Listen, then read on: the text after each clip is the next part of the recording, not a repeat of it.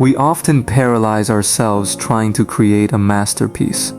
We think that if it isn't polished, profound, or visually stunning, it doesn't have value.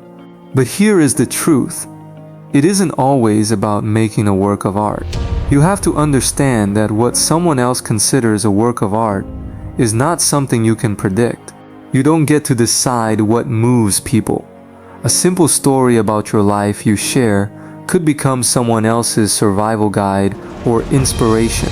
Think about a person who, in their darkest hour, scribbled a single sentence on a scrap of paper just to get through the next 10 minutes. To a stranger, that paper is just messy handwriting on a piece of trash. But to the person who wrote it, those words were the first steps of their healing journey.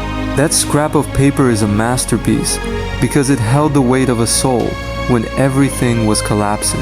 A before to an after. Think about a person sitting in silence with a grieving friend offering them their support. He isn't saying anything poetic.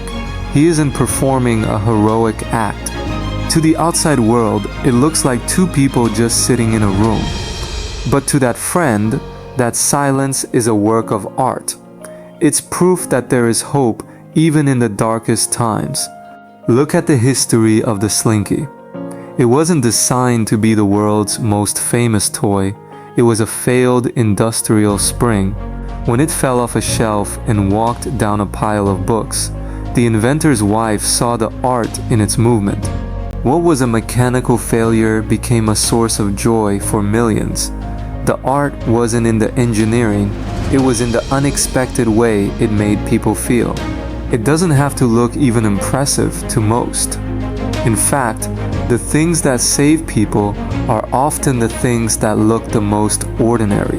A shared meal, a check-in text, or a moment where you chose to stay when it was uncomfortable to do so. Stop trying to be impressive. Stop trying to predict what the collective will consider valuable. There will always be something or someone better. If you view the world through the lens of competition, but that doesn't invalidate all the people who have had success without being the best, without even thinking they were special.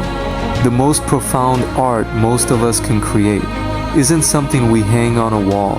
It's the way we make others feel.